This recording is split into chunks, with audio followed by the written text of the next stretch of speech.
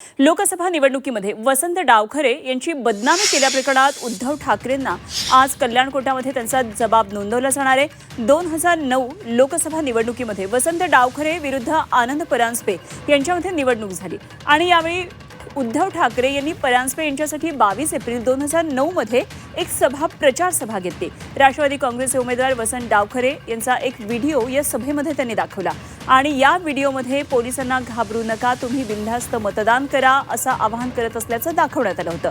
आता या प्रकरणात उद्धव ठाकरे यांच्यासोबत एकनाथ शिंदे, आनंद परांजपे यांच्यावर वसंत डावखरे यांनी खटला दाखल केलेला होता।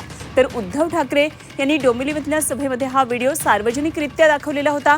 मात्र वसंत डावखरे यांनी व्हिडिओतले वक्तव्य नाकारलेलं। व्हिडिओतील मजकूर हा निवडकपणे एडिट करून बदनामी करण्यासाठी वापरल्याचा वसंत डावखरे यांचा आरोप होता। आता या सगळ्या प्रकरणावर सकाळी उद्धव ठाकरे कल्याण कोर्टाच्या सुनावणी दरम्यान व्हिडिओ कॉन्फरन्सिंगद्वारे हजर राहून आपला जबाब नोंदवणार आहेत।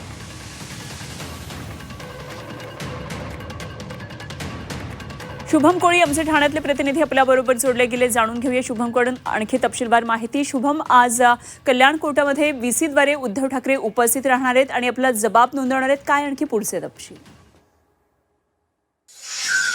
निश्चितच पाहिलं तर 2009 मध्ये उद्धव ठाकरे यांनी आनंद परांजपे यांच्याकरिता घेतलेल्या एका सभेदरम्यान जे आहे ते त्यांनी त्यांच्या विरोधात असणाऱ्या वसंत डावखरे यांच्या बाबत एक व्हिडिओ दाखवला होता प्रचार सभेमधून आणि त्याच नंतर वसंत डावखरे यांनी आनंद परांजपे असतील, उद्धव ठाकरे असतील, एकनाथ शिंदे असतील यांच्या विरोधात जी आहे ती थेट पोलीस स्थानकामध्ये धाव घेतली होती आणि याच नंतर आज त्यांना जे आहे ते कोर्टाकडून एक समन्स देखील बजावण्यामध्ये आला होता आणि याच समन्साद्वारे जे आहे ते उद्धव ठाकरे हे आज न्यायालयीन प्रक्रियेला सामोरे जाणार आहेत। उद्धव ठाकरे हे व्हीसीद्वारे जरी सामोरे जाणार असले तरी या खटल्याकडे जे आहे ते सर्वांचं लक्ष एकंदरीत लागलेलं आहे, कारण ज्या वेळेस उद्धव ठाकरे यांनी आनंद परांजपे यांच्याकरिता ही सभा 2009 मध्ये कल्याणमध्ये घेतली होती त्यावेळेस शिवसेना पक्ष हा एकच होता।